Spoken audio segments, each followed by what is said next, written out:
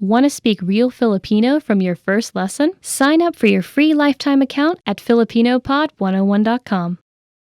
Learning to carry a conversation is vital to mastery of any language. Even beginners can quickly learn conversational language well enough to carry on real conversations with native speakers. Of course, beginners won't be able to carry a conversation the same way they could in their native language. But just knowing a few tips, like which questions to ask to keep a conversation going, are all you need to speak and interact with real native speakers. Before we get to specific suggestions, let's first take a closer look at how having real conversations in your target language is so vital to your mastery of the language. Communicating with other people is the very point of language, and conversation comes easily in our native tongue. For beginners, or anyone learning a new language, conversations aren't easy at all, and even simple greetings can be intimidating and awkward. Nothing kills a conversation faster than long periods of awkward silence, so you need practice and specific strategies to avoid them. When you know what to say to keep a conversation going, communication becomes much easier, and you make a better impression on your listener. Nothing will help you learn to speak a language faster and truly master the language than having real conversations with native speakers. Conversations quickly expose you to slang, cultural expressions, and vocabulary that force you to absorb and assimilate information faster than any educational setting. And that's a great thing. But how can you possibly have real conversations with real people if you're just starting out? Here are 3 proven methods that even beginners can quickly use to learn conversational language to make a great impression and avoid awkward silences. First, ask questions to keep a conversation going. For beginners and even more advanced speakers, the key is to ask questions to keep a conversation going. Of course, they can't be just random questions, or else you may confuse the listener. But by memorizing a few key questions and the appropriate time to use them, you can easily carry a conversation with minimal vocabulary or experience. And remember, the more conversations you have, the quicker you will learn and master the language. Second, learn core vocabulary terms as quickly as possible. You don't need to memorize thousands of words to learn conversational language. In fact, with just a couple hundred words, you could have a very basic conversation. And by learning maybe 1,000 to 2,000 words, you could carry a conversation with a native speaker about current events, order in restaurants, and even get directions. To help you get started with this, check out our 2,000 common words, also known as our core list. These 2,000 words are all you need to learn to speak fluently and carry a conversation with a native speaker. Third, study video or audio lessons that you can play and replay again and again. If you want to know how to carry on a conversation, then you need exposure to native speakers, and the more, the better. Studying video or audio lessons is ideal because they provide contextualized learning in your native language, and you can play them again and again until you achieve mastery. Our instructors have created more than 2,500 video and audio lessons that you can play over and over. And the best part is, they don't just teach you vocabulary and grammar. They are designed to help you learn to speak and teach you practical everyday topics like shopping, ordering, and more. Although it may seem intimidating for a beginner, the truth is that it's very easy to learn conversational language. Just learn a few core vocabulary terms and which questions to ask to keep a conversation going. Our language learning program has the world's largest online collection of video and audio lessons by real instructors, plus tons of advanced tools to help you learn to speak and carry on a conversation quickly. Just a little practice and exposure to real conversations or lessons is all it really takes. So, if you're ready to finally learn a new language the fast, fun, and easy way, sign up for your free lifetime account by clicking on the link in the description. Signing up takes less than 30 seconds, and you'll start speaking from your very first lesson. If you enjoyed these tips, hit the like button, share the video with anyone who's trying to learn a new language, and subscribe to our channel. We release new videos every week. I'll see you next time. Bye! Hi guys! Hi guys! Welcome to Filipino Toppers with me, Ice, and today's topic is 10 hardest words to pronounce.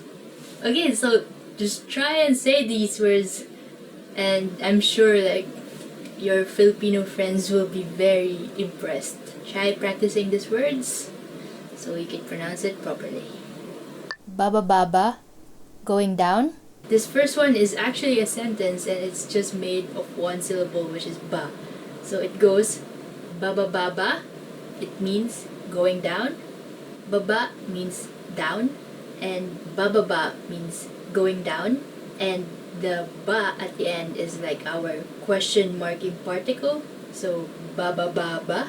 If you're going down and someone asks this to you, then you just reply with oo, meaning yes, or bababa. So bababa. It's like the longest conversation in Filipino using one syllable. Bulaklak, flower. Okay, next is bulaklak, meaning flower. For example, mabango ang bulaklak. The flower smells good. Dumadagundong, rumbling. Dumadagundong, meaning rumbling. Doesn't it sound like it's a rumbling noise? Like dumadagundong. It's like all the bass in that word. For example, dumadagundong na ang bagyo sa labas. The storm is already rumbling outside. Dumadagundong. Di ka panipaniwala, unbelievable. Next is di ka panipaniwala, meaning unbelievable. For example, di ka panipaniwala ang sinapit ng pamilya niya. The plight of his family is unbelievable. Kagilagilalas, astounding. Next is kagilagilalas, which means astounding. Hindi na ako nakakakita ng kagilagilalas na pangyayari. I no longer see any astounding events. Kinakailangan, important. Next one is kinakailangan, meaning important. Kinakailangan laging maging tapat sa trabaho.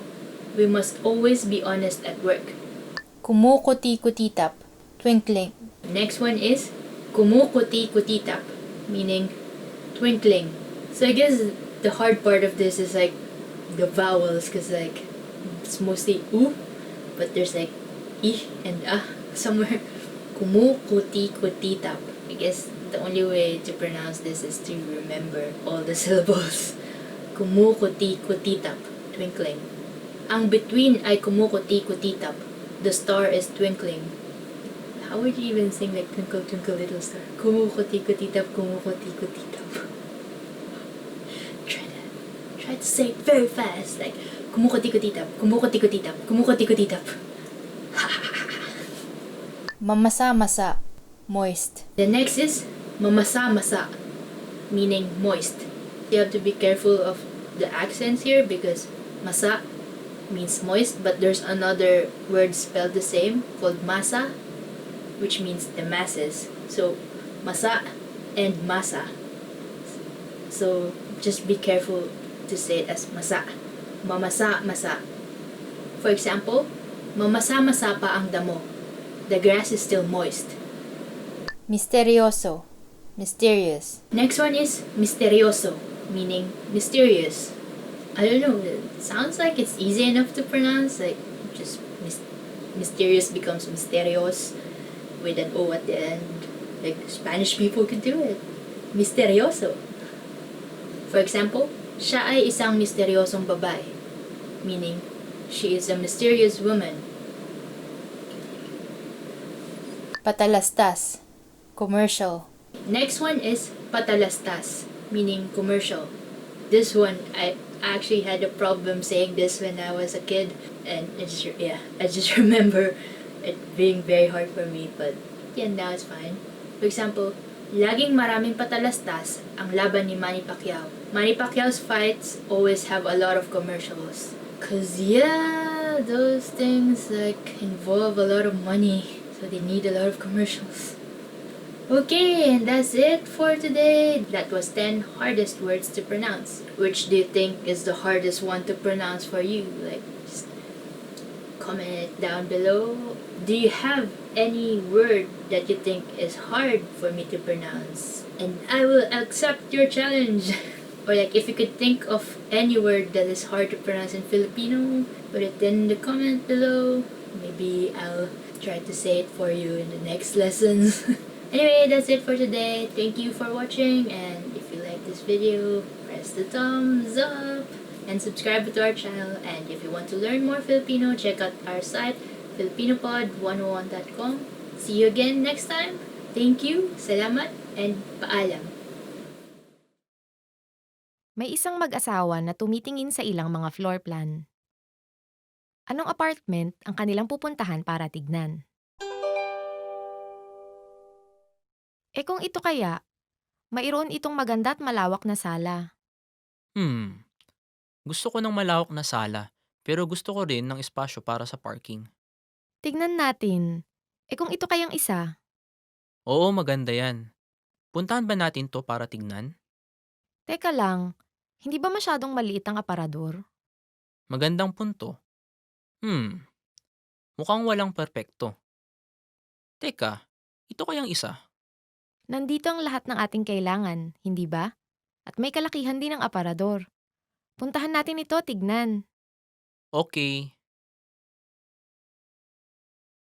Anong apartment ang kanilang pupuntahan para tignan?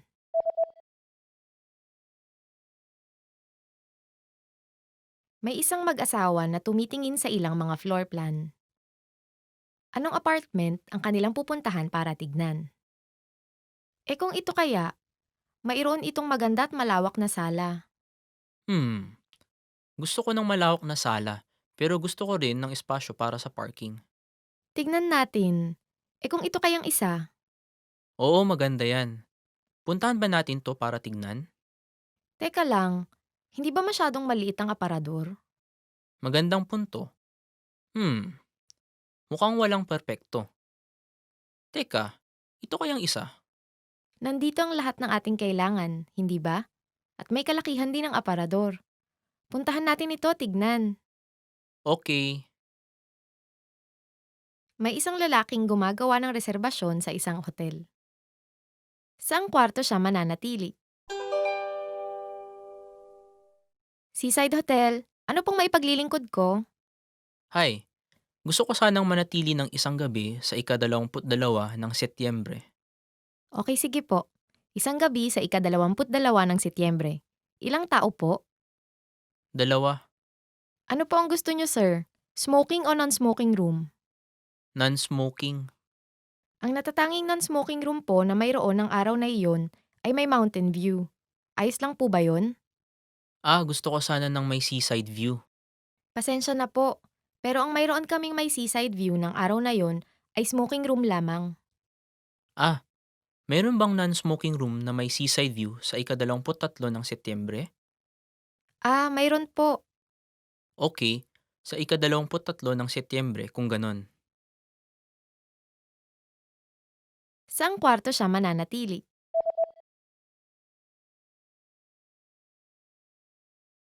May isang lalaking gumagawa ng reserbasyon sa isang hotel. Saang kwarto siya mananatili? Seaside Hotel, ano pong maipaglilingkod ko? Hi, gusto ko sanang manatili ng isang gabi sa ika-22 ng Setyembre. Okay, sige po. Isang gabi sa ika-22 ng Setyembre. Ilang tao po? 2. Ano po ang gusto niyo, sir? Smoking o non-smoking room? Non-smoking. Ang natatanging non-smoking room po na mayroon ng araw na iyon ay may mountain view. Ayos lang po ba yon? Gusto ko sana ng may seaside view. Pasensya na po, pero ang mayroon kaming may seaside view ng araw na yon ay smoking room lamang. Meron bang non-smoking room na may seaside view sa ika-23 ng Setyembre?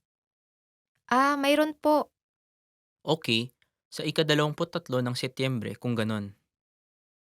The top 25 phrases. Let's begin. Kamusta ka?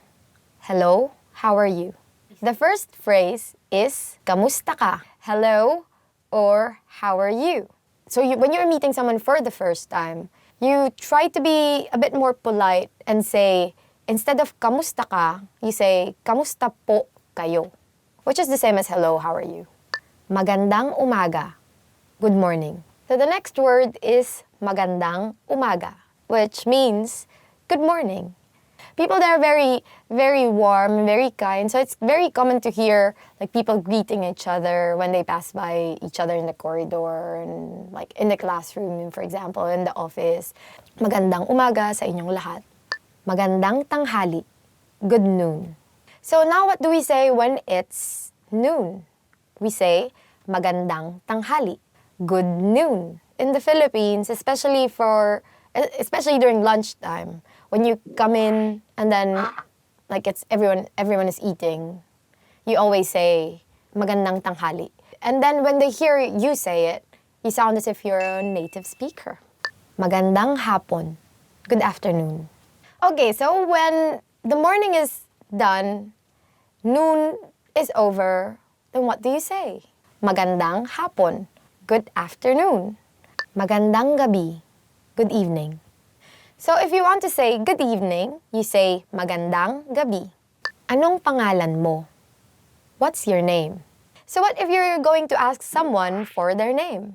So you say, anong pangalan mo? Or, what's your name? If you meet someone for the first time, if it's the morning, you say, good morning. What's your name?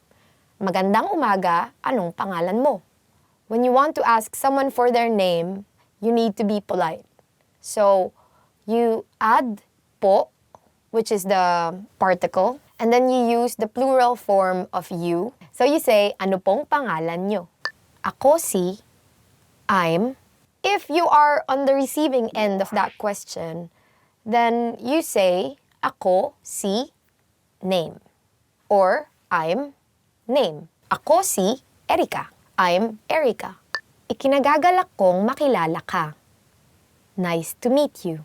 If you want to express now how happy you are to meet this new person, then you would say, ikinagagalak kong makilala ka. Nice to meet you. Since this is the first time you're meeting this person, you should use the polite form, which is, ikinagagalak ko po kayong makilala. Ayos lang ako. Ikaw. I'm fine. And you? When someone asks you, how are you? Of course, either you are okay or you're not. You will say, you are fine. So how do you say it in Filipino? You would say, ayos lang ako. Ikaw. In English, I'm fine. And you? Or if you are not okay, you can say, ayos lang ako. Ikaw. Paki. Please. So if you want to ask someone for a favor, what would you say? In English, we say please. In Filipino, we use a prefix that we say as paki. We add to another verb. So for example, we say, please bring this to the office. Then you will say in Filipino, pakidala ito sa opisina. Salamat. Thank you. Salamat or thank you. Walang anuman. You're welcome. Then you also want to be polite and say you're welcome. Or in Filipino, walang anuman. Oo. Yes. How do you express agreement in Filipino? You say oo, which means yes. Very simple. For example, there's an older person talking to you and you want to say yes. You should be a bit more polite and say opo. Hindi. No. So what if you want to say no? Then you use hindi. Or if you want to be polite, you say hindi po. Sige. Okay. So say you have a friend who asks you, do you want to drink with me all night, have party all night, you know, those kind of things. And then you say, yeah, fine, okay. So in Filipino, you say, sige. Paumanhin. Excuse me. So for example, you have an older colleague at work and this person is busy, but you need to ask her for something. So you say, excuse me. And in Filipino, you say, paumanhin or paumanhin po, to be more polite. Patawad. I'm sorry. If you did something really, really bad, then we use patawad. I'm sorry. Anong oras na? What time is it? So what does anong oras na mean? It means, what time is it? Nasaan ang CR? Where is the restroom? Nasaan ang CR? Or, to be polite, because even at that time, you have to be polite, even if it's like really urgent. You have to be polite. You say, nasaan po ang CR? Hindi ko alam. I don't know. Hindi ko alam. I don't know. If your boss asks you, oh, where is your office mate this person, and then you don't know, then you say, hindi ko po alam. Sandali lang. Wait a moment. So if you say to your boss, because your boss is asking you, where is the report? You want to say, wait a moment. So you say, sandali lang po. So your friends came over to your house and you haven't taken a bath. You haven't fixed yourself. And then your friends just want to go out to have fun. But you want to say, wait a moment, wait a minute. Give me like an hour or something to at least get ready. So you would say, sandali lang. Magkano ito? How much is this? So you finally got dressed and then you went out with your friend. And you are at the mall, like looking at some nice pearls, because in the Philippines we have lots of pearls. How will you ask the salesperson? So you can say, magkano po ito? Or if you're a friend, or if it's like a younger salesperson probably, you can just simply say, magkano ito? How much is this? Pwede bang makuha na ang bill? Could I get the check, please? After dinner, you want to pay because it's your treat, because you forced your friends to eat adobo. So you would ask the waitress or the waiter for the check. So how do you say it in Filipino? Pwede bang makuha ang bill? Could I get the check, please? Or, if you cannot remember all these, just simply do this. Tulong. Help. So you're walking in the street and then you're very not careful with your things. So you're walking, you're holding your bag like this, and someone stole your bag. Like, oh. You want to call for help. So what do you say? You say, tulong, help. And then the more you scream it, the more people will hear you. Hanggang sa muli. See you again soon. It's the end of the day, and you've had fun with your friends. So you tell your friends, oh, okay, bye. See you again soon. Which in Filipino is hanggang sa muli. But in regular conversations, you don't really say this. We tend to say, see you, or sige. Top 25 verbs that you will need when you go to the Philippines. So, let's go ahead and get started. Maging, to become. Maging, to become. Maging can mean to be or to become. Mahirap maging hindi tapat sa sarili. It's hard not to be honest with yourself. Gustuhin, to like. So next word is gustuhin, to like. Nagustuhan niya ang pinadala mo. She liked what you sent. Gawin, to do.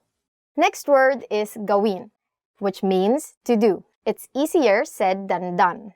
In Filipino, we say, mas madaling sabihin kaysa gawin. And your mom will always use this because your mom always has many things that she wants you to do. Sabihin, to say. So our next verb is sabihin. In English, it can mean either to say or to tell. So for example, we want to say in English, don't tell our secret to anyone. In Filipino, you would say, huwag mong sabihin ang sikreto natin kahit kanino. Ipaliwanag, to explain. Ipaliwanag, to explain. Dapat ipaliwanag ng guro ng mabuti ang paksa. The teacher should explain the matter thoroughly. So for example, you're resting, looking at your phone, and then here comes your mom and tells you, magpaliwanag ka. Explain. This is very useful when you have to talk to your mom. Marinig, to hear. Marinig, to hear.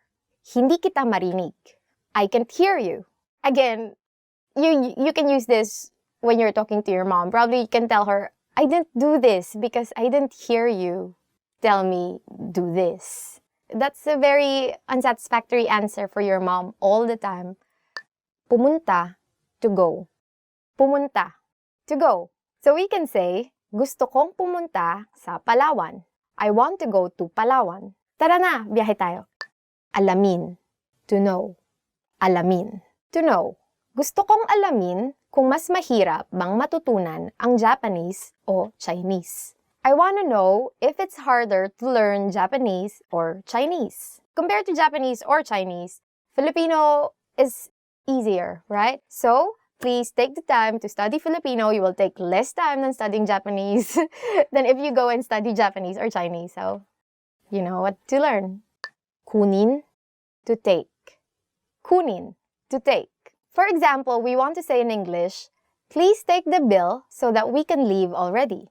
In Filipino, what you will say is, kunin mo na ang bill natin para makaalis na tayo. So when you go to the Philippines and you eat at a restaurant and you want to ask for the check, just do this hand sign.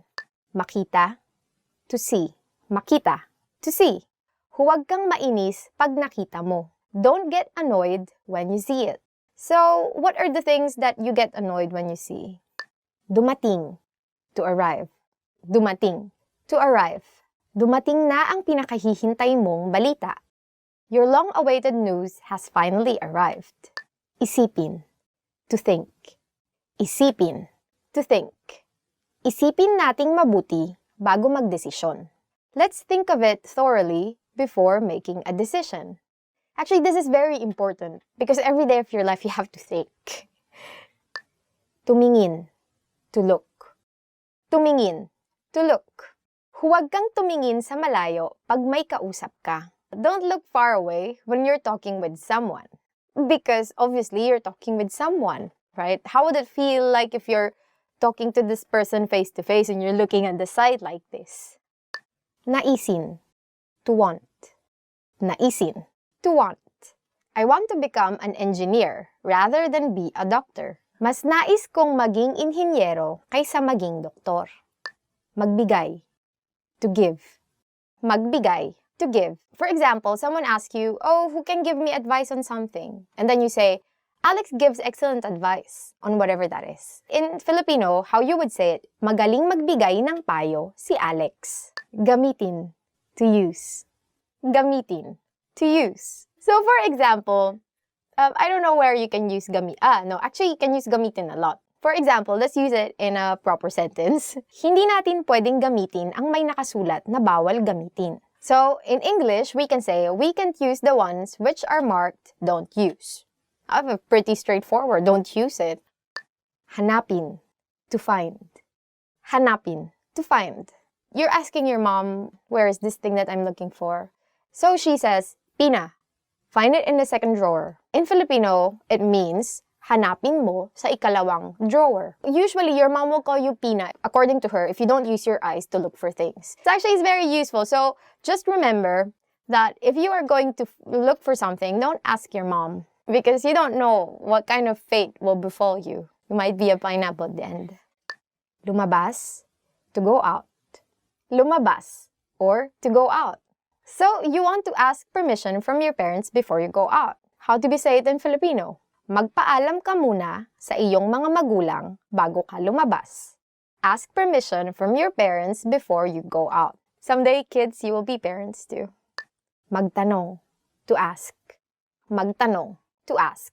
So, for example, you have a new office mate and you want to tell your office mate, huwag kang mahiyang magtanong kapag hindi mo alam ang sagot. In English, what you just said means, don't hesitate to ask if you don't know the answer.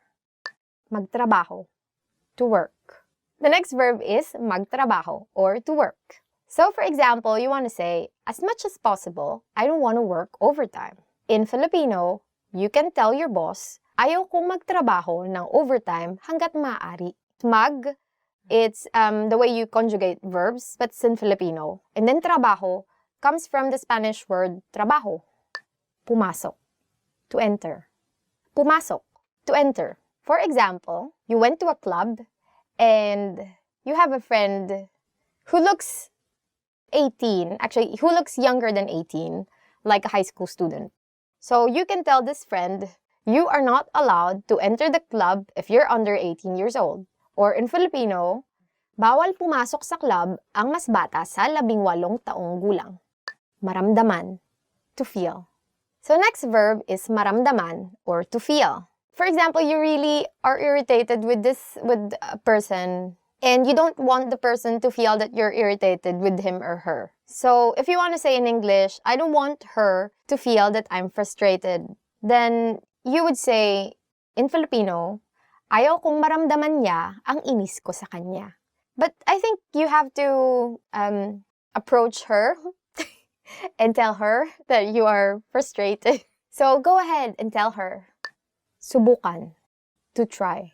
Subukan. This, again, some like really inspiring example sentences that we have here. You want to say to your friend, because you want to be really encouraging, why don't you try it before you say that you can't? And assuming that this friend cannot understand English, then you would have to learn the Filipino. You would say, bakit di mo subukan bago mo sabihin na hindi mo kaya? Mag-iwan. To leave. Mag-iwan. It actually means to leave something. You want to say in Filipino, mag-iwan ka ng 500 pesos or ng 500 piso para pambili ng pagkain. In English, please leave 500 pesos to buy food. Tumakbo, to run. Last verb for this lesson is tumakbo or to run. So, for example, you are running and then you realize it's 200 meters already. So you would say, it's tiring to run more than 200 meters. And in Filipino, if you really want to say it, you would say, nakakapagod tumakbo ng higit sa 200 metro. 15 favorite words chosen by fans. Okay, the first word is bakasyon, which means vacation. I think I know why this one is a chosen word, because like everyone wants a vacation. Yes, everyone. Of course, since everyone wants a vacation, then most people would be asking this. Kailan ang susunod nating bakasyon? Kailan ang susunod nating bakasyon? This means, when is our next vacation? When is our next vacation? Don't know. Well, on your next vacation, go to the Philippines. And you'll have a lot of fans. Balut. Balut. Our next favorite word chosen by is balut. I think it's also translated as balut because it's a type of food. Some people might not call it food, especially vegetarians and vegans. But balut is this, it's duck egg, which has an almost duck inside. Anyway, it's actually very nice. I don't really eat the duck. I give it to my mom. But the other parts aren't nice. Anyway, as an example, masarap ang balot.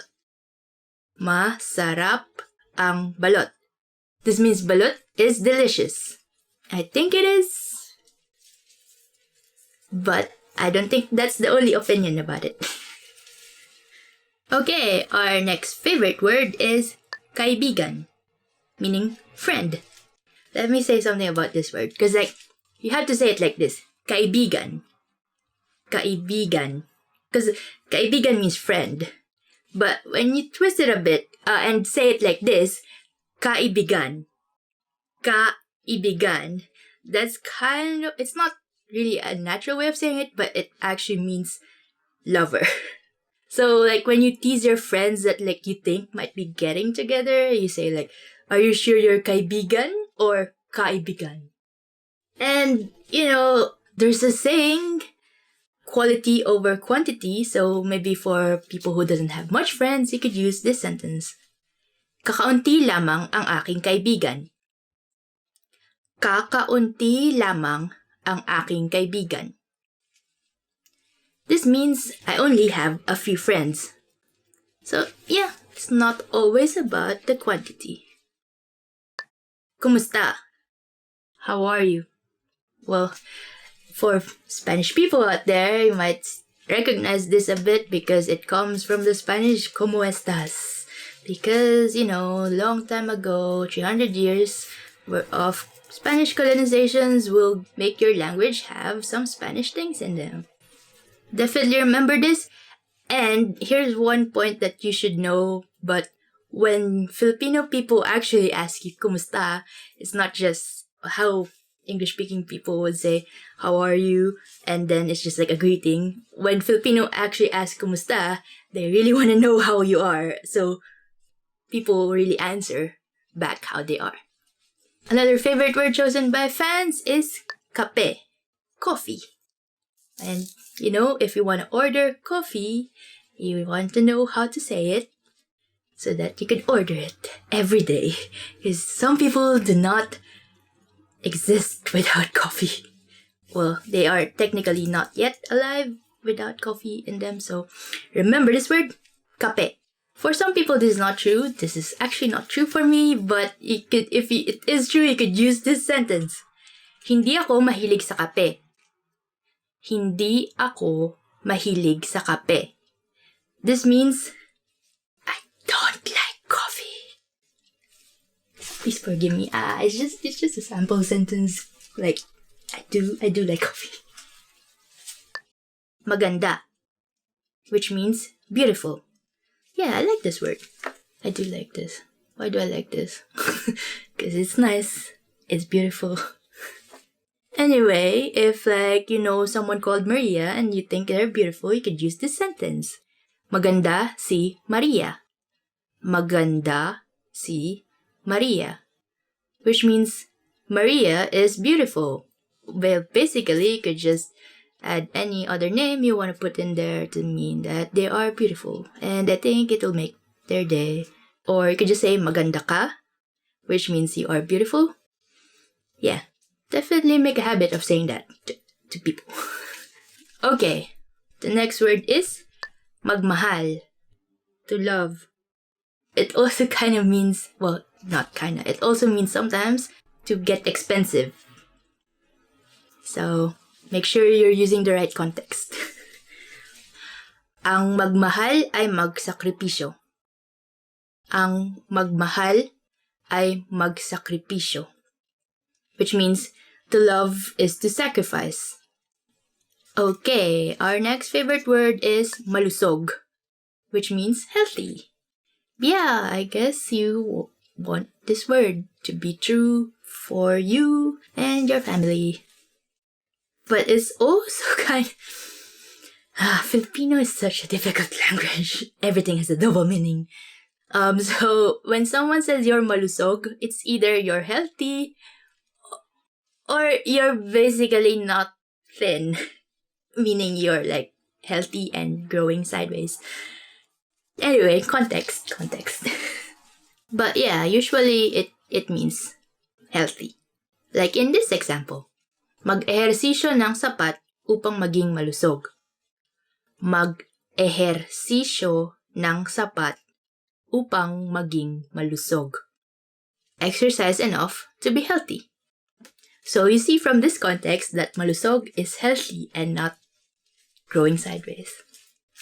Our next favorite word is maniwala, meaning to believe. Why do you think it's a favorite word? Maybe you could help me figure this out. You could put your comments in the comment section. Anyway, you might need this example sometime in your life when you want someone to believe in you. Maniwala ka sa akin. Maniwala ka sa akin. This means believe in me. Yes, please believe that I know Filipino. Please believe that I know Filipino. Because I'm Filipino. Masaya. Happy. It's nice to be happy, so this word is a lot of people's favorite word. And since a lot of people can be happy, a lot of people can also be cheesy. And they could say this to someone that they're happy to see. And it is, masaya akong makita kang muli. Masaya akong makita kang muli. This means I am happy to see you again. Well, I am happy to see you again here. And I hope you are happy to see me again here. So let's be happy together. Matulog, meaning to sleep. Earlier it seems like people like the word for coffee, which is kape, but I think a lot more people like this word better. Yeah, if you don't want to feel a zombie in the morning, this is always what is advised to me, and that is, matulog ka ng maaga. Matulog ka ng maaga. This means you should sleep early, which is technically impossible right now because it's like 1:30 in the morning and I have a lot of fans to work with. Here's our next favorite word. Pera. This means money. Can I borrow money? Guess not. I know this word is a favorite for a lot of people, but I think a lot of people also want to know what this sentence is in Filipino. Wala akong pera. Wala akong pera. Which means I have no money. So I cannot treat you anything. But if we have love, that's enough, I think. Respeto, meaning respect. This is easy to remember, but it's not very easy to remember to have most of the time, I think. So, something you should remember, not just the word. So, as a sample sentences, I think this applies mostly to everyone. Lahat ay gusto ng respeto. Lahat ay gusto ng respeto. This means everyone wants respect. And I think everyone deserves respect. I mean, if they give respect in return, I don't know, it's that vicious cycle. Okay, our next favorite word is salamat, which means thank you. This is a very, very good word to remember and should be in your top favorite words. Salamat. It's easy to remember, but like most people do not remember how to reply to salamat in Filipino as well, which is walang anuman. You can always just say you're welcome. Okay, the next word is nahihilo, meaning dizzy. Wonder why people like this word, nahihilo. I mean, I myself do not like this word because I do not want to be dizzy. If someone invites you to go to the merry-go-round and you can't really hack it, you could say this sentence. Nahihilo ako sa merry-go-round. Nahihilo ako sa merry-go-round. This means I get dizzy riding the merry-go-round. If you're in the Philippines and you go to our favorite and only amusement park near Manila, you probably know what a flying fiesta is. And usually people are nahihilo in the flying fiesta. 10 hardest words to pronounce. Okay, so just try and say these words, and I'm sure like your Filipino friends will be very impressed. Try practicing these words so you can pronounce it properly. Baba, going down. This first one is actually a sentence and it's just made of one syllable, which is ba. So it goes baba, it means going down. Baba means down, and bababa means going down, and the ba at the end is like our question marking particle. So ba. If you're going down and someone asks this to you, then you just reply with oo, meaning yes, or bababa. So bababa. It's like the longest conversation in Filipino using one syllable. Bulaklak, flower. Okay, next is bulaklak, meaning flower. For example, mabango ang bulaklak. The flower smells good. Dumadagundong, rumbling. Dumadagundong, meaning rumbling. Doesn't it sound like it's a rumbling noise? Like dumadagundong. It's like all the bass in that word. For example, dumadagundong na ang bagyo sa labas. The storm is already rumbling outside. Dumadagundong. Di ka panipaniwala, unbelievable. Next is di ka panipaniwala, meaning unbelievable. For example, di ka panipaniwala ang sinapit ng pamilya niya. The plight of his family is unbelievable. Kagilagilalas, astounding. Next is kagilagilalas, which means astounding. Hindi na ako nakakakita ng kagilagilalas na pangyayari. I no longer see any astounding events. Kinakailangan, important. Next one is kinakailangan, meaning important. Kinakailangan laging maging tapat sa trabaho. We must always be honest at work. Kumukuti-kutitap, twinkling. Next one is kumukuti-kutitap, meaning twinkling. So I guess the hard part of this is like the vowels, because like it's mostly u, but there's like I and somewhere. Kumukuti-kutitap. I guess the only way to pronounce this is to remember all the syllables. Kumukuti-kutitap, twinkling. Ang between ay kumukuti-kutitap. The star is twinkling. How would you even sing like Twinkle Twinkle Little Star? Kumukuti-kutitap, kumukuti-kutitap. Try to say it very fast, like kumukuti-kutitap, kumukuti-kutitap, kumukuti-kutitap. Mamasa-masa, moist. The next is mamasa-masa, meaning moist. You have to be careful of the accents here because masa means moist, but there's another word spelled the same called masa, which means the masses. So masa and masa. So just be careful to say it as masa. Mamasa-masa. For example, mamasa-masa pa ang damo. The grass is still moist. Misterioso, mysterious. Next one is misterioso, meaning mysterious. I don't know, it sounds like it's easy enough to pronounce, like just mysterious becomes misterios with an O at the end. Like Spanish people could do it. Misterioso. For example, siya ay isang misteriosong babae, meaning she is a mysterious woman. Patalastas, commercial. Next one is patalastas, meaning commercial.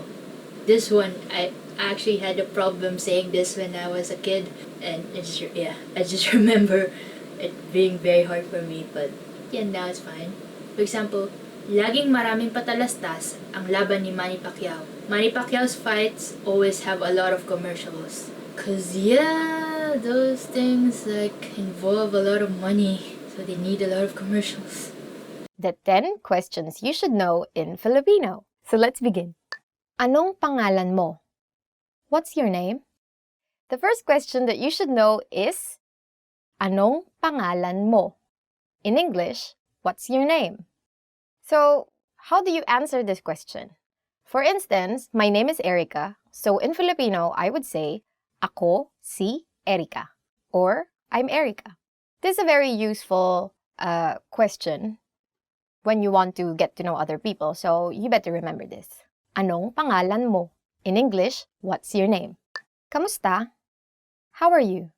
The next question that you should know is, kamusta? Or in English, how are you? How do you respond to this question? You say, mabuti naman. Ikaw? Or, I'm good. You? So this is also again another very common question that you can ask your friends just because you're friends. So you have to know how they are. Parang lagi na lang magka-sarcastic yung Actually, the longer version is kamusta ka, but no one really says that now. So you can just simply say kamusta. Yeah, or even shorter, you can just say musta. So it's very nice actually to say this to people, especially if you haven't seen them for a long time. Taga saan ka? Where are you from? So the next question that you should know is, taga saan ka? Or in English, where are you from? So how do you answer this question? If you are, say, from Manila, then you reply, taga Maynila ako. Or, I'm from Manila. So say you are from Lisbon, then you'd say, taga Lisbon ako. Or, I'm from Lisbon. So this is also a very important question to know, especially if you're just meeting someone for the first time. So, I don't know, just people are very interested in where you go home. Or where you're from, not really where you go home. Kailan ang iyong kaarawan? When is your birthday? Kailan ang iyong kaarawan?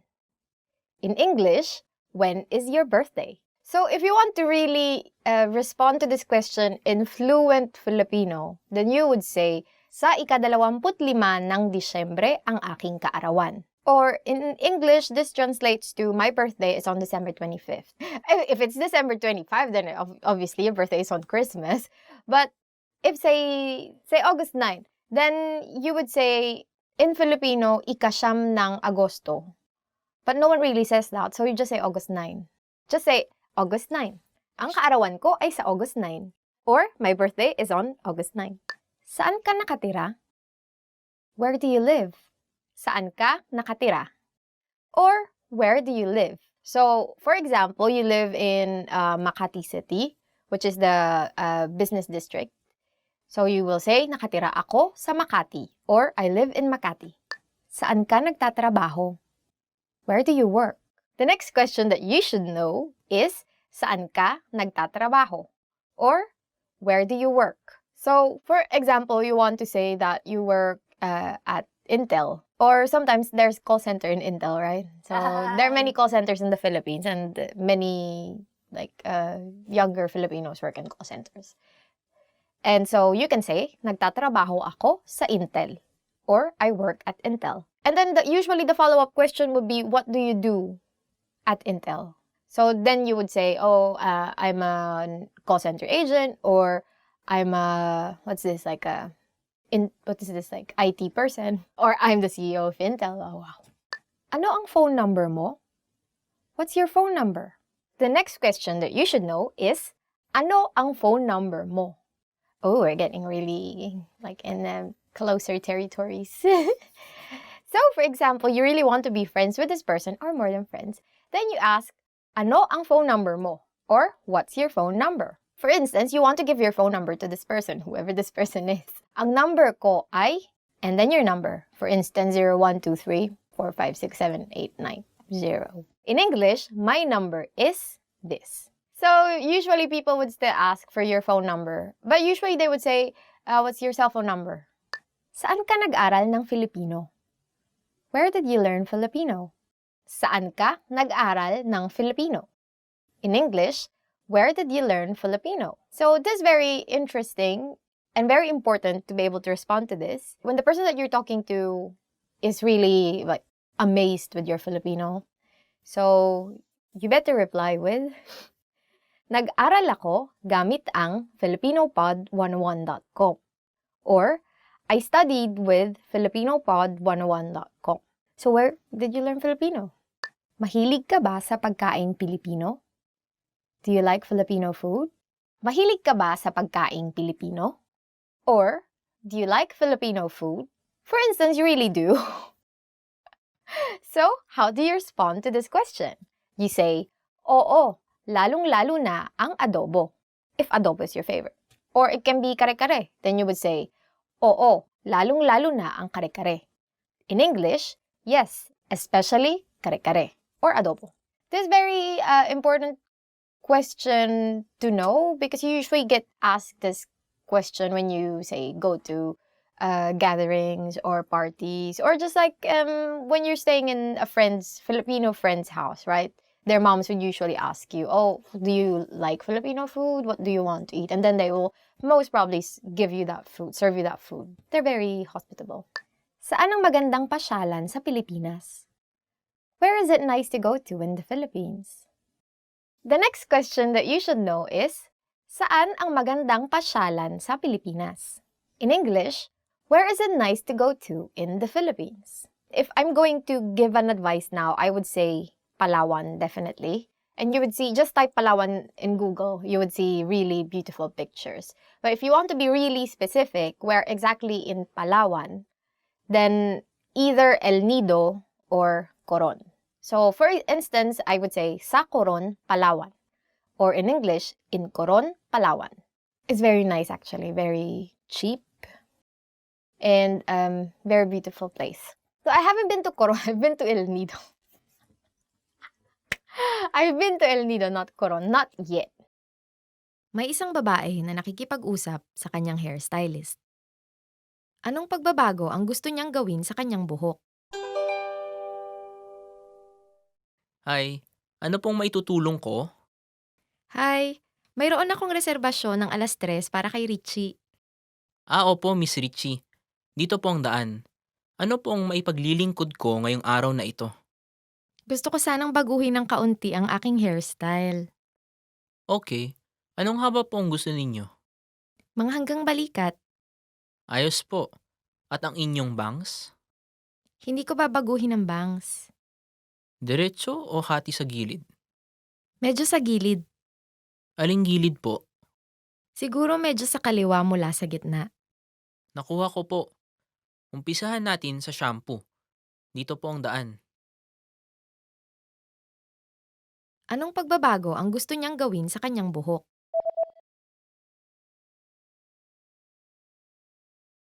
May isang babae na nakikipag-usap sa kanyang hairstylist. Anong pagbabago ang gusto niyang gawin sa kanyang buhok?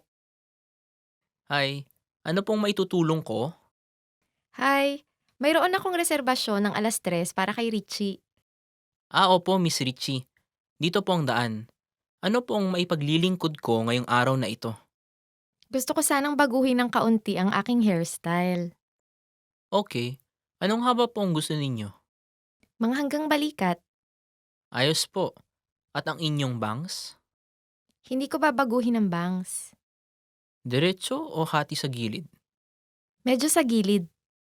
Aling gilid po? Siguro medyo sa kaliwa mula sa gitna. Nakuha ko po.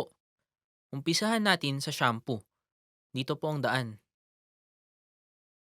May isang lalaki at babaeng mag-aaral na tumitingin sa mga anunsyo ng trabaho. Sa aling trabaho mag-a-apply ang babaeng mag-aaral? Anong tingin mo sa trabahong ito? Ang bayad kada oras ay medyo mataas. Sige, mukhang mainam ang bayad. Pero kaya mo ba talaga mag-deliver ng dyaryo? Oo naman, magaling ako magbisikleta. Pero inaalala kong paggising ng maaga. Ito kayang isa. Hindi mataas ang bayad, pero maari kang magtrabaho ng 2 o 3 araw sa isang linggo at mag-umpisang magtrabaho sa gabi. Ito. Kahira sa supermarket ha. Sabagay, mainam magtrabaho matapos ang klase. Mukhang mainam rin itong sa coffee shop. Oo nga, gusto ko yung lugar na yan. At nasa daan yan papunta ng eskwelahan. Hindi na masama, di ba? Saan kaya ako dapat mag-apply? Sa pagitan ng ano? Coffee shop at ang pag-deliver ng dyaryo? Oo, maganda ang bayad sa pag-deliver ng dyaryo. Okay, nakapag-desisyon na ako. Siguro pipilitin ko na lang bumangon ng maaga. Sa aling trabaho mag-a-apply ang babaeng mag-aaral?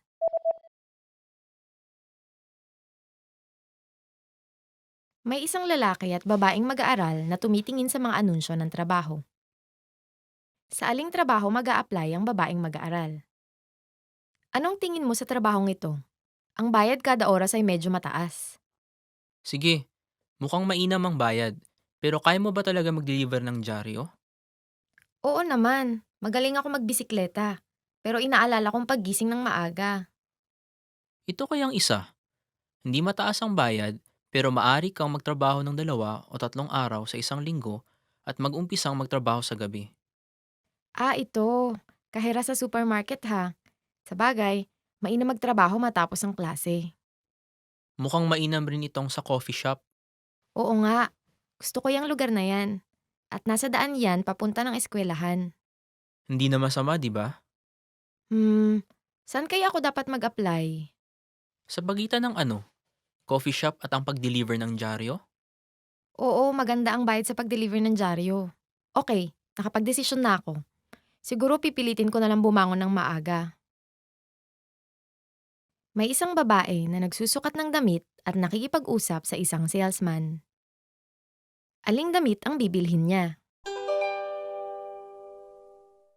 Bagay po sa inyo. At sakto ang sukat. Oo, sukat nga. Pero karaniwan akong nagsusuot ng mga plain na kulay. Hindi ako sanay sa ganitong klase ng pattern. Sa tingin ko po bagay sa inyo. Talaga? Pero kakailanganin ko ng lakas ng loob para maisuot ito. Ito po kayang damit na ito. Mas simple po ang disenyo kaya hindi ganoon kagarbo ang dating. Tama ka. Sige, susukatin ko yan. Sige po. Ano po sa tingin ninyo, ma'am? Mas bagay ito sa akin kaysa yung kanina. Mayroon ba kayong bersyon nito na may mahabang manggas na pareho ang disenyo? Mayroon po.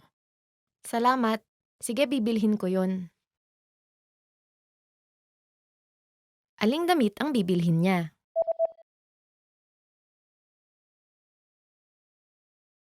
May isang babae na nagsusukat ng damit at nakikipag-usap sa isang salesman. Aling damit ang bibilhin niya? Bagay po sa inyo.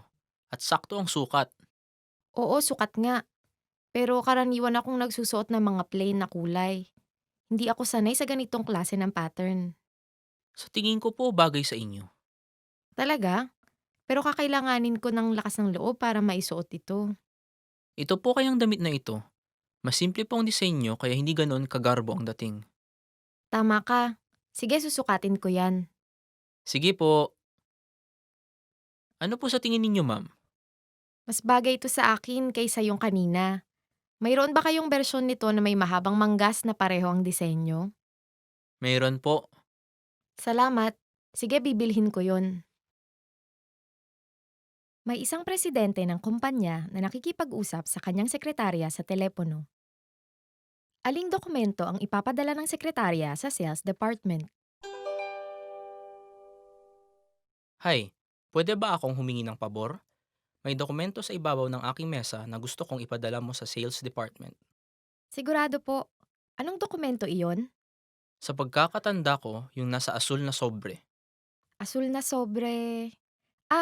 dalawa po itong asul na sobre na nasa mesa nyo. Oo nga. May pulang selyo sa itaas ng kanan na bahagi ng sobre. Yung may berdeng selyo ay ang dokumentong pinamimigay natin sa recruiting orientation. Yung may pulang selyo. Okay, nakuha ko po. Mainam. Pakidala yan sa sales department ng alauna ng hapon at pakisiguradong maibibigay yan sa manager ng direkta. Kilala mo siya, di ba? Opo, nakita at nakausap ko na po siya ng makailang beses na. Magaling. At maaari mo bang ipadala yung isang sobre sa HR department? Opo, sir. Aling dokumento ang ipapadala ng sekretarya sa sales department?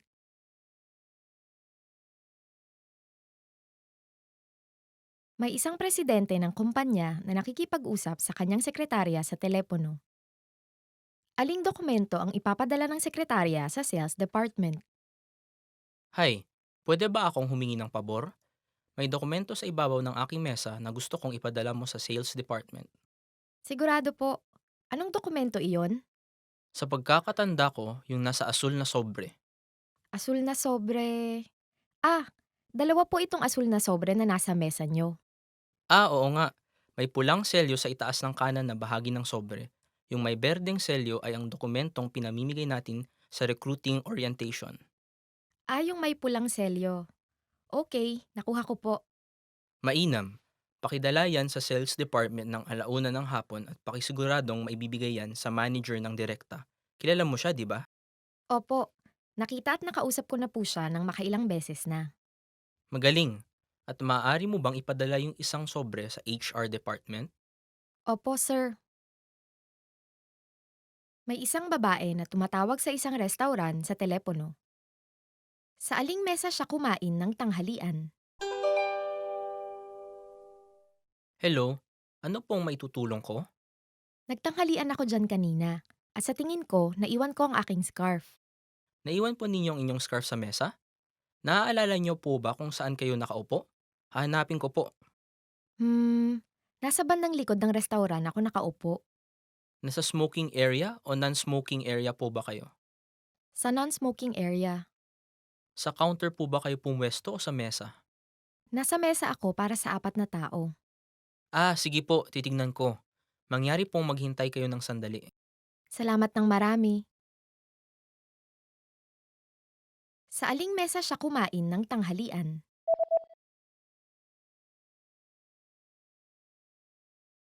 May isang babae na tumatawag sa isang restaurant sa telepono. Sa aling mesa siya kumain ng tanghalian? Hello, ano pong maitutulong ko? Nagtanghalian ako dyan kanina at sa tingin ko, naiwan ko ang aking scarf. Naiwan po ninyo ang inyong scarf sa mesa? Naaalala niyo po ba kung saan kayo nakaupo? Hahanapin ko po. Nasa bandang likod ng restaurant ako nakaupo. Nasa smoking area o non-smoking area po ba kayo? Sa non-smoking area. Sa counter po ba kayo pumwesto o sa mesa? Nasa mesa ako para sa 4 na tao. Sige po, titignan ko. Mangyari pong maghintay kayo ng sandali. Salamat ng marami. May isang lalaking naghahanap ng apartment. Aling apartment ang kanyang pipiliin? Mawalang galang lang, naghahanap ako ng apartment sa lugar na ito. Maari mo ba akong pakitaan ng ilang floor plan? Sigurado ho yan. Para ho ba sa isang tao? Hindi, kasama ko ang aking asawa. Gusto ko ng sala, silid-tulugan at isang kwarto para sa study. Okay. Heto po kaya. May 2 kwarto at sala. Ngunit baka may pagkamaingay dahil matatagpuan ito malapit sa isang malaking kalsada. Ganoon pala. Karaniwan ako nagtatrabaho sa bahay kaya kailangan ko sana ng tahimik na lugar. At mas gusto ko sana kung yung parisukat ng hugis ng sala. Kung heto po kaya, medyo may kalayuan mula sa istasyon. Ngunit ito ay nasa isang tahimik na residential area.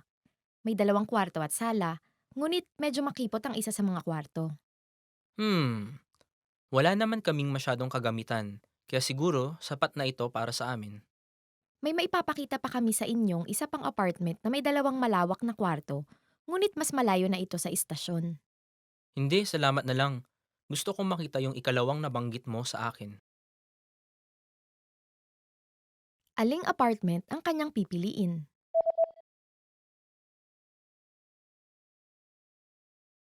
May isang lalaking naghahanap ng apartment. Aling apartment ang kanyang pipiliin? Mawalang galang lang, naghahanap ako ng apartment sa lugar na ito. Maari mo ba akong pakitaan ng ilang floor plan? Sigurado ho yan. Para ho ba sa isang tao? Hindi, kasama ko ang aking asawa. Gusto ko ng sala, silid-tulugan at isang kwarto para sa study. Okay. Heto po kaya. May 2 kwarto at sala. Ngunit baka may pagkamaingay dahil matatagpuan ito malapit sa isang malaking kalsada. Ganoon pala. Karaniwan ako nagtatrabaho sa bahay kaya kailangan ko sana ng tahimik na lugar. At mas gusto ko sana kung yung parisukat ng hugis ng sala. Kung heto po kaya, medyo may kalayuan mula sa istasyon. Ngunit ito ay nasa isang tahimik na residential area. May 2 kwarto at sala, ngunit medyo makipot ang isa sa mga kwarto. Hmm, wala naman kaming masyadong kagamitan. Kaya siguro sapat na ito para sa amin. May maipapakita pa kami sa inyong isa pang apartment na may 2 malawak na kwarto, ngunit mas malayo na ito sa istasyon. Hindi, salamat na lang. Gusto kong makita yung ikalawang nabanggit mo sa akin. May isang babaeng umuorder ng birthday cake. Aling cake ang kanyang o-orderin? Mawalang galang lang. Gusto ko sana umorder ng birthday cake para sa aking anak na babae.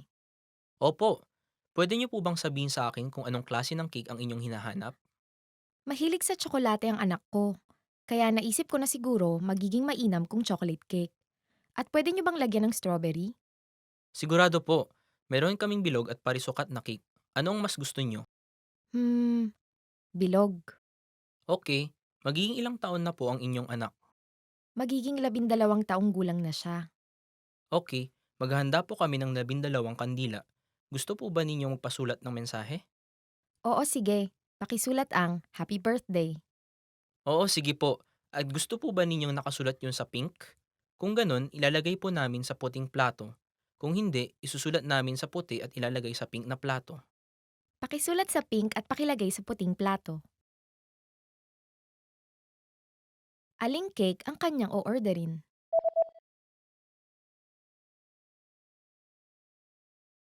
May isang babaeng umuorder ng birthday cake.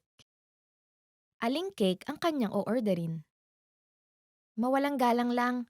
Gusto ko sana umorder ng birthday cake para sa aking anak na babae. Opo, pwede niyo po bang sabihin sa akin kung anong klase ng cake ang inyong hinahanap?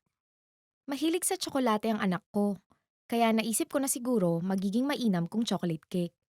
At pwede niyo bang lagyan ng strawberry? Sigurado po, meron kaming bilog at parisukat na cake. Ano ang mas gusto niyo? Hmm, bilog.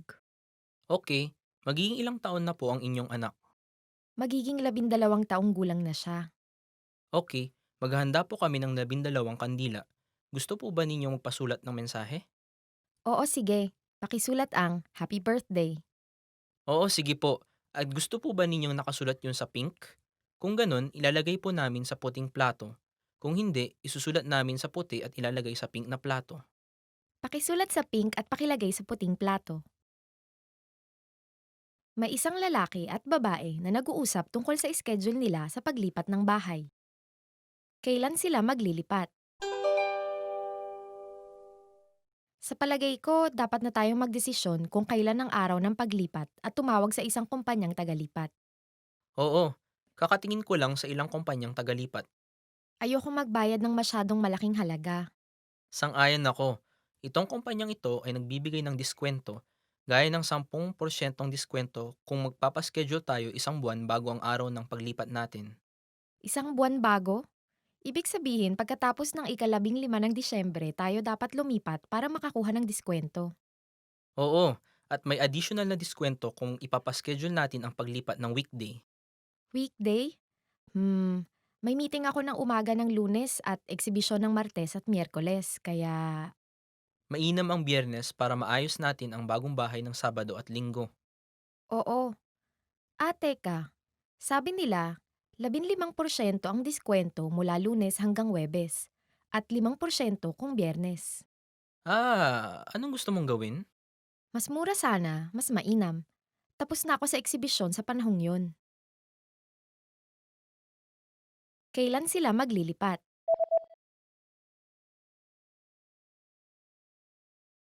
May isang lalaki at babae na nag-uusap tungkol sa schedule nila sa paglipat ng bahay. Kailan sila maglilipat? Sa palagay ko, dapat na tayong magdesisyon kung kailan ang araw ng paglipat at tumawag sa isang kumpanyang tagalipat. Oo, kakatingin ko lang sa ilang kumpanyang tagalipat. Ayoko magbayad ng masyadong malaking halaga. Sang-ayon ako. Itong kumpanyang ito ay nagbibigay ng diskwento, gaya ng 10% diskwento kung magpapaschedule tayo isang buwan bago ang araw ng paglipat natin. Isang buwan bago? Ibig sabihin, pagkatapos ng ika-15 ng Disyembre, tayo dapat lumipat para makakuha ng diskwento. Oo, at may additional na diskwento kung ipapaschedule natin ang paglipat ng weekday. Weekday? May meeting ako ng umaga ng Lunes at eksibisyon ng Martes at Miyerkules, kaya Mainam ang Biyernes para maayos natin ang bagong bahay ng Sabado at Linggo. oo. Teka, sabi nila, 15% ang diskwento mula Lunes hanggang Webes at 5% kung Biyernes.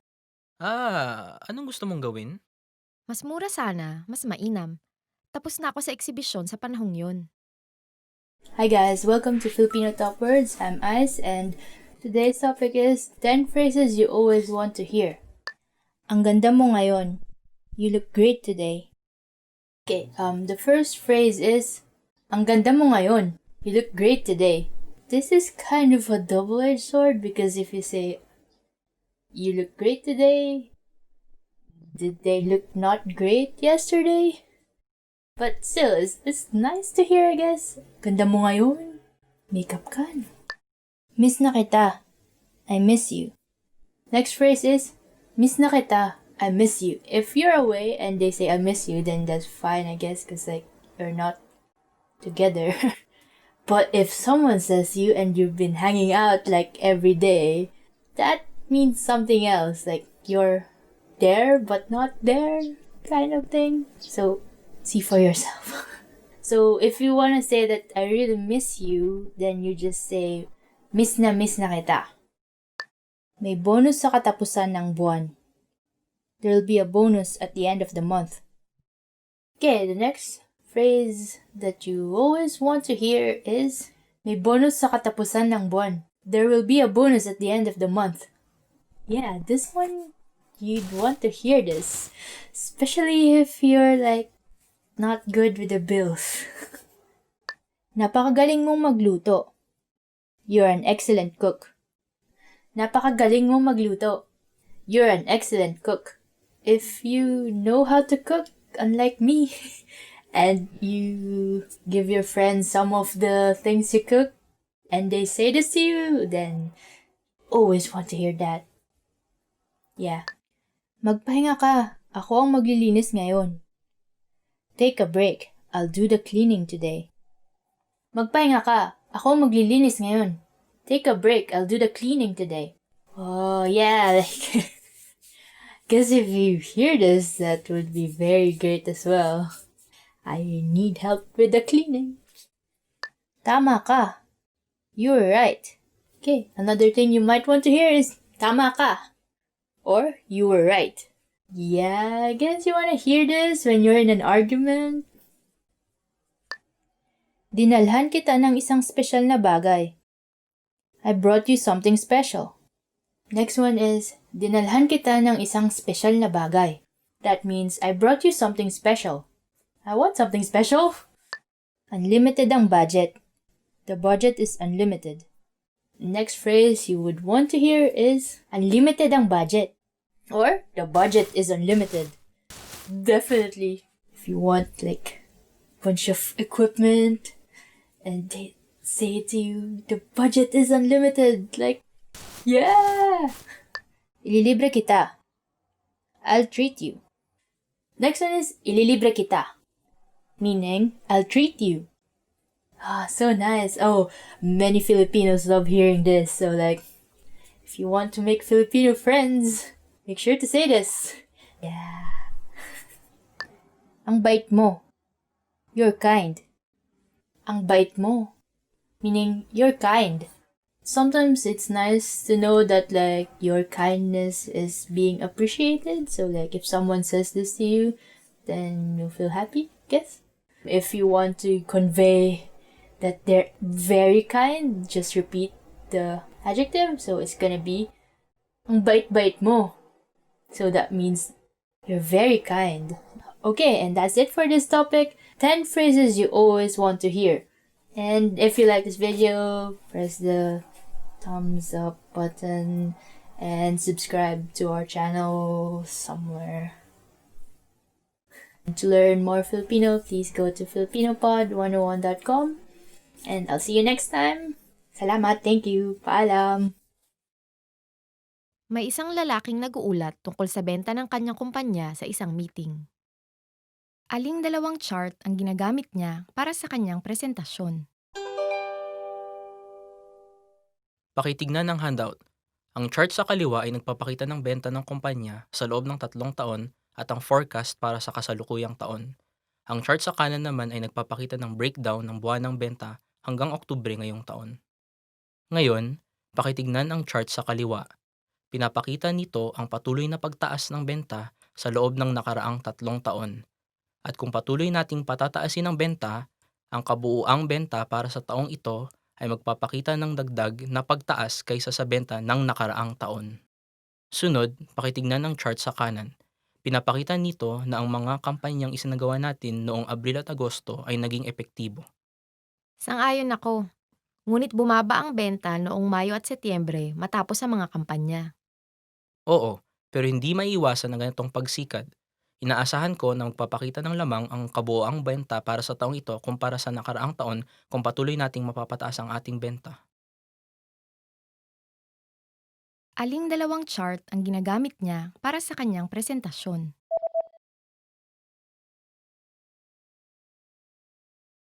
May isang lalaking nag-uulat tungkol sa benta ng kanyang kumpanya sa isang meeting. Aling dalawang chart ang ginagamit niya para sa kanyang presentasyon? Pakitignan ng handout. Ang chart sa kaliwa ay nagpapakita ng benta ng kumpanya sa loob ng 3 taon at ang forecast para sa kasalukuyang taon. Ang chart sa kanan naman ay nagpapakita ng breakdown ng buwan ng benta hanggang Oktubre ngayong taon. Ngayon, pakitignan ang chart sa kaliwa. Pinapakita nito ang patuloy na pagtaas ng benta sa loob ng nakaraang 3 taon. At kung patuloy nating patataasin ang benta, ang kabuuang benta para sa taong ito ay magpapakita ng dagdag na pagtaas kaysa sa benta ng nakaraang taon. Sunod, pakitignan ng chart sa kanan. Pinapakita nito na ang mga kampanyang isinagawa natin noong Abril at Agosto ay naging epektibo. Sang-ayon ako. Ngunit bumaba ang benta noong Mayo at Setyembre matapos ang mga kampanya. Oo, pero hindi maiiwasan ang ganitong pagsikad. Inaasahan ko na magpapakita ng lamang ang kabuoang benta para sa taong ito kumpara sa nakaraang taon kung patuloy nating mapapataas ang ating benta. May isang lalaki na nagbabalak sumali sa isang sports club at kasalukuyang kumukuha ng impormasyon. Anong subscription ang kanyang pipiliin? Mag-umpisa tayo sa iba't ibang klaseng subscription ayon sa nakasulat dito sa brochure. Maaring gamitin ng mga regular na miyembro ang gym at pool sa kahit anong oras ng kahit anong araw. Pero nag-aalok din kami ng pang-umagang subscription kung saan pwedeng magamit lang ang mga pasilidad ng umaga At mayroon ding panggabing subscription para naman sa mga taong gusto lang pumunta ng gabi. Anong mga oras para sa pang-umagang subscription? Maaaring gamitin ng mga pang-umagang miyembro ang mga pasilidad mula alas 6 hanggang alas 10 ng umaga. Para naman sa mga panggabing miyembro, maaari nila itong gamitin mula alas 6 hanggang alas 11 ng gabi. Naintindihan ko. Ibig sabihin, maaaring dumaan at gamitin ng mga pang-umagang miyembro ang mga pasilidad bago sila dumiretso sa trabaho. Yun nga mismo, ang pang-umagang subscription ay popular sa mga taong may trabaho mula alas 9 hanggang alas 5. Nag-aalok din kami ng subscription para lang sa gym o para lang sa pool kung isa lang sa mga iyon ang gusto mong gamitin. Gusto kong gamitin ang parehong gym at pool. Sa palagay ko, gagamitin ko ang gym sa umaga bago dumiretso sa trabaho mula Lunes hanggang Biyernes at gagamitin ko ang pool tuwing Sabado at Linggo. Mayroon ba kayong subscription na para sa umaga lamang mula Lunes hanggang Biyernes at para sa buong araw ng Sabado at Linggo? Pasensya na pero hindi kami nag-aalok ng ganong klaseng subscription, sir. Okay. Sa tingin ko naman, hindi ko kayang bumangon ng ganoong kaaga tuwing Sabado at Linggo kaya itong pipiliin kong subscription. Anong subscription ang kanyang pipiliin?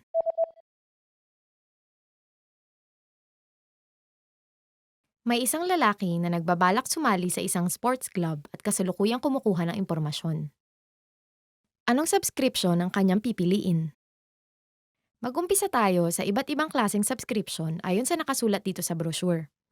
Maaring gamitin ng mga regular na miyembro ang gym at pool sa kahit anong oras ng kahit anong araw. Pero nag-aalok din kami ng pang-umagang subscription kung saan pwedeng magamit lang ang mga pasilidad ng umaga at mayroon ding panggabing subscription para naman sa mga taong gusto lang pumunta ng gabi. Anong mga oras para sa pang-umagang subscription?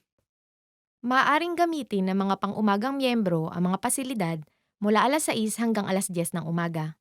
Para naman sa mga panggabing miyembro, maaari nila itong gamitin mula alas 6 hanggang alas 11 ng gabi. Naintindihan ko. Ibig sabihin, maaaring dumaan at gamitin ng mga pang-umagang miyembro ang mga pasilidad bago sila dumiretso sa trabaho. Yun nga mismo, ang pang-umagang subscription ay popular sa mga taong may trabaho mula alas 9 hanggang alas 5. Nag-aalok din kami ng subscription para lang sa gym o para lang sa pool kung isa lang sa mga iyon ang gusto mong gamitin. Gusto kong gamitin ang parehong gym at pool. Sa palagay ko, gagamitin ko ang gym sa umaga bago dumiretso sa trabaho mula Lunes hanggang Biyernes at gagamitin ko ang pool tuwing Sabado at Linggo. Mayroon ba kayong subscription na para sa umaga lamang mula Lunes hanggang Biyernes at para sa buong araw ng Sabado at Linggo? Pasensya na pero hindi kami nag-aalok ng ganong klaseng subscription, sir. Okay. Sa tingin ko naman, hindi ko kayang bumangon ng ganoong kaaga tuwing Sabado at Linggo kaya itong pipiliin kong subscription. May isang babaeng nakikipag-usap sa isang lalaki mula sa isang outsource na imprentahan tungkol sa brochure para sa isang bagong produkto. Kailan ang huling araw para sa unang draft ng disenyo para sa brochure? Napagdesisyonan namin na ilunsad ang bagong produkto sa ika-15 ng Oktubre at gusto namin ialok sa iyo ang kontrata para sa paggawa ng brochure. Maraming salamat. Kinagagalak naming matulungan kayo sa proyektong ito. Maaari niyo ba kaming bigyan ng karagdagang impormasyon tungkol sa schedule? Kailangan dapat nakahanda na ang lahat? Kung isasaalang-alang natin ang panahon para sa pag-imprenta, gusto sana namin na umpisahan ng pag-imprenta ng brochure ng Setyembre. Kakayanin niyo bang mapadalhan kami ng unang draft ng disenyo sa bandang kalagitnaan ng Agosto? Ganito, gusto sana namin kayong padalhan ng 3 opsyon ng disenyo para sa unang draft at papiliin kayo ng isa sa nababagay sa inyong konsepto. Matapos, gagawin namin ang pinal na disenyo base sa napili ninyo. Kaya napakalaking tulong kung mabibigyan nyo kami ng 2 linggo para makapaghanda para sa hakbang na ito. Okay. Siguro sapat na ang 1 buwan para makapili kami ng isa sa mga disenyong gagawin ninyo at makapagdesisyon. O sige, aasahan namin kayo. Kayo ay nasa mabuting mga kamay. Ang grupo namin ang pinakamagaling. Maraming salamat. Kailan ang huling araw para sa unang draft ng disenyo para sa brochure?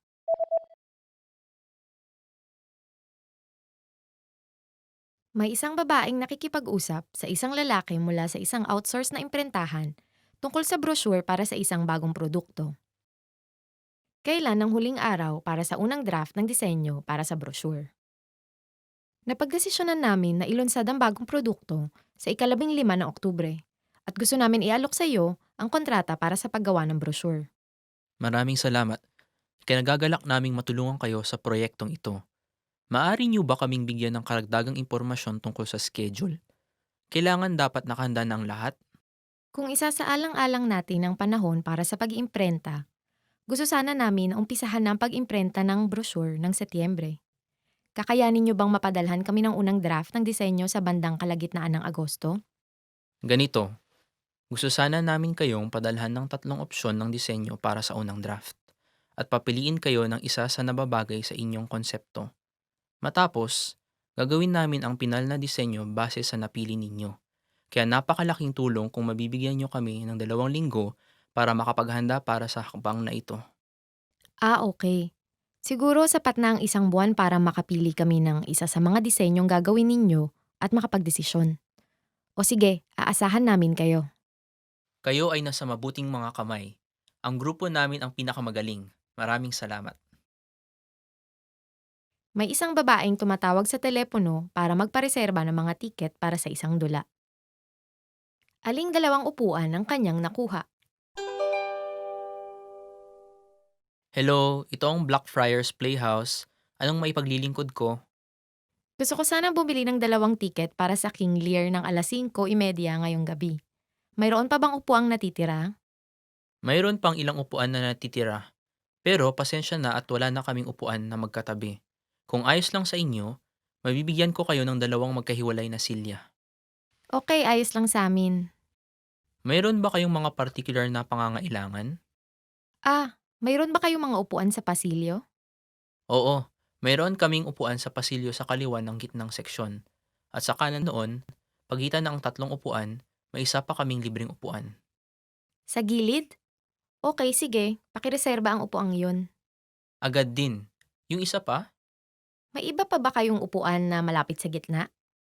ang mga natitirang upuan na lang sa gitnang seksyon ay ang mga nasa una hanggang ikatlong hilera. Hindi ako sabik na matalsikan ng mga laway ng mga aktor kaya... Medyo may kalilitan ang kwartong ito. Kaya sa palagay ko, masisiyahan pa rin kayo kahit na nasa dulo kayo ng hilera sa gilid. Talaga? Kung ganon, sige. Kukunin ko na ang upuan na nabanggit mo na nasa kaliwang banda. Aling 2 upuan ang kanyang nakuha?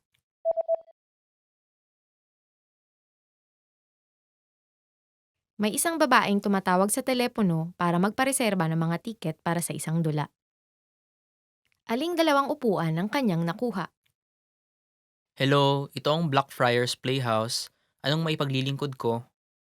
Gusto ko sana bumili ng 2 tiket para sa King Lear ng alas 5:30 ngayong gabi. Mayroon pa bang upuang natitira? Mayroon pang ilang upuan na natitira. Pero pasensya na at wala na kaming upuan na magkatabi. Kung ayos lang sa inyo, mabibigyan ko kayo ng 2 magkahiwalay na silya. Okay, ayos lang sa amin. Mayroon ba kayong mga particular na pangangailangan? Mayroon ba kayong mga upuan sa pasilyo? Oo, mayroon kaming upuan sa pasilyo sa kaliwa ng gitnang seksyon. At sa kanan noon, pagitan ng 3 upuan, may isa pa kaming libreng upuan. Sa gilid? Okay, sige. Pakireserba ang upuang yun.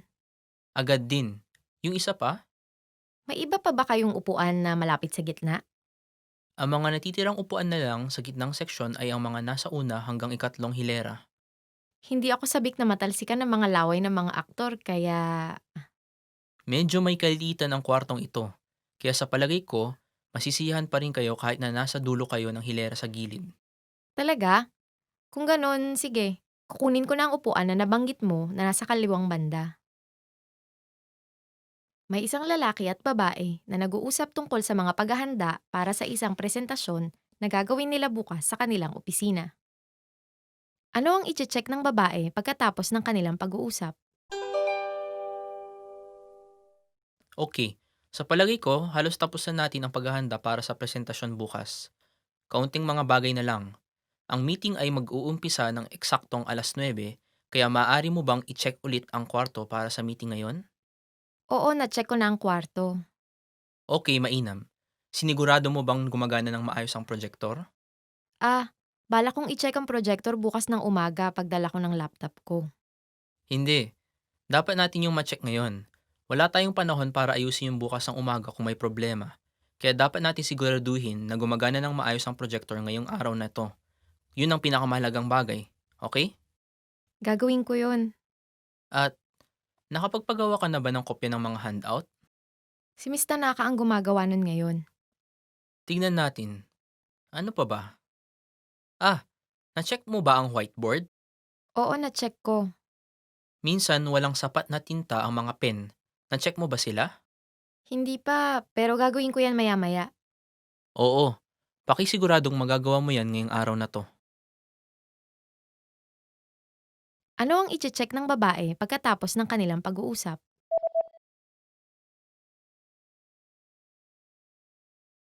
May isang lalaki at babae na nag-uusap tungkol sa mga paghahanda para sa isang presentasyon na gagawin nila bukas sa kanilang opisina.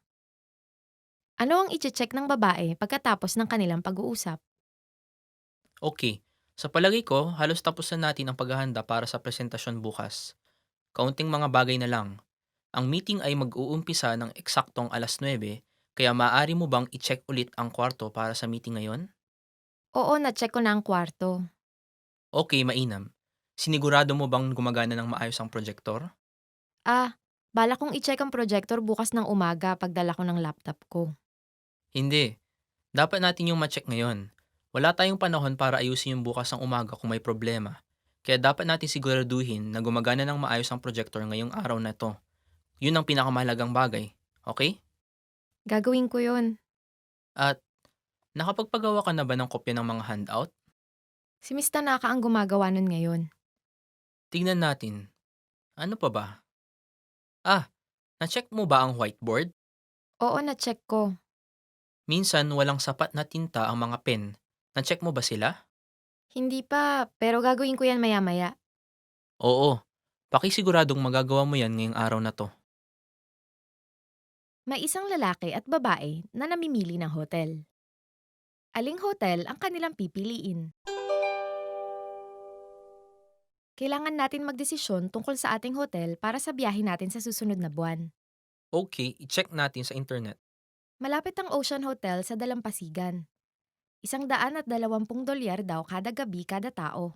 At may kasama ng buffet breakfast. Yung Pine Hotel kaya, $80 kada gabi. Ayokong magsayang ng masyadong malaking pera para sa accommodation. Pero ang Pine Hotel ay malayo mula sa Dalampasigan at mula sa downtown. At sabi rito, kailangan raw magbayad para sa wifi. Ito kayang Sunrise Hotel. Sa karaniwan, ang singil nila ay $140 kada gabi. Pero ngayong may promosyon sila, $70 na lang kada gabi. Nasa gitna ito ng Dalampasigan at ng downtown. At saka, mayroon din itong free wifi. Mukhang maganda. Teka. Sabi dito na para sa susunod na linggo na daw ang promosyon. Hindi ko yun nakita. Paano kaya kung itong Royal Hotel? Nasa gitna ng downtown at $100 kada gabi. Hindi ganoon kaganda ang kwarto pero walang bayad ang wifi. Okay, ipareserve na natin yan. Puno na. Naku, kung ganoon, sa palagay ko pinakamainam ang una nating nakita. Puno na kaya? Hindi pa. Buti na lang. Aling hotel ang kanilang pipiliin? May isang lalaki at babae na namimili ng hotel. Aling hotel ang kanilang pipiliin? Kailangan natin magdesisyon tungkol sa ating hotel para sa biyahe natin sa susunod na buwan. Okay, i-check natin sa internet. Malapit ang Ocean Hotel sa Dalampasigan. $120 daw kada gabi kada tao. At may kasama ng buffet breakfast. Yung Pine Hotel kaya, $80 kada gabi. Ayokong magsayang ng masyadong malaking pera para sa accommodation. Pero ang Pine Hotel ay malayo mula sa Dalampasigan at mula sa downtown. At sabi rito, kailangan raw magbayad para sa wifi. Ito kayang Sunrise Hotel. Sa karaniwan, ang singil nila ay $140 kada gabi. Pero ngayong may promosyon sila, $70 na lang kada gabi. Nasa gitna ito ng Dalampasigan at ng downtown. At saka, mayroon din itong free wifi. Mukhang maganda. Teka. Sabi dito na para sa susunod na linggo na daw ang promosyon. Hindi ko yun nakita. Paano kaya kung itong Royal Hotel? Nasa gitna ng downtown at $100 kada gabi. Hindi ganoon kaganda ang kwarto pero walang bayad ang wifi. Okay, ipareserba na natin yan. Puno na. Naku, kung ganoon, sa palagay ko pinakamainam ang una nating nakita. Puno na kaya? Hindi pa. Buti na lang. May isang lalaki at babae na nag-uusap tungkol sa layout ng kwarto para sa meeting. Paano nila aayusin ang mga mesa? Ayusin natin ang mga mesa para sa meeting bukas. Sige, dapat ba nating ilagay ang mga mesa sa gitna ng kwarto para nakaupo ang lahat sa paligid at nakaharap sa isa't isa? Hindi. May group session muna, kaya hatiin natin ang mga mesa sa 4 na seksyon. 4 na taong uupo sa bawat grupo. Okay, at maglalagay ako ng memo pad at pen sa bawat mesa. Salamat. At magkakaroon din tayo ng maikling eksplanasyon gamit ang projector bago mag-umpisa ang session, kaya kailangan natin ng projector dito. O sige, at gagamit tayo ng whiteboard hindi ba? Ayos lang ba kung ilagay ko ang whiteboard sa tabi ng screen? Kung ilagay kaya natin ang whiteboard sa kabilang gilid ng screen, ilagay natin ito sa likod ng kwarto? Oo nga. At huwag mong kalimutan na dalhin ang lahat ng mga gamit matapos ang meeting. Magdikit ka ng 2 mesa at iayos mo sa 4 na hilera. Paano nila aayusin ang mga mesa?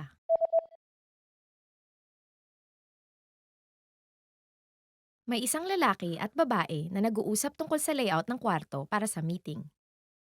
Paano nila aayusin ang mga mesa? Ayusin natin ang mga mesa para sa meeting bukas.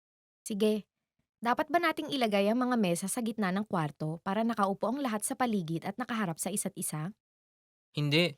May group session muna, kaya hatiin natin ang mga mesa sa 4 na seksyon. 4 na taong uupo sa bawat grupo. Okay, at maglalagay ako ng memo pad at pen sa bawat mesa. Salamat. At magkakaroon din tayo ng maikling eksplanasyon gamit ang projector bago mag-umpisa ang session, kaya kailangan natin ng projector dito. O sige, at gagamit tayo ng whiteboard hindi ba? Ayos lang ba kung ilagay ko ang whiteboard sa tabi ng screen? Kung ilagay kaya natin ang whiteboard sa kabilang gilid ng screen, ilagay natin ito sa likod ng kwarto? Oo nga. At huwag mong kalimutan na dalhin ang lahat ng mga gamit matapos ang meeting. Magdikit ka ng 2 mesa at iayos mo sa 4 na hilera. Want to speed up your language learning? Take your very first lesson with us. You'll start speaking in minutes and master real conversations. Sign up for your free lifetime account. Just click the link in the description.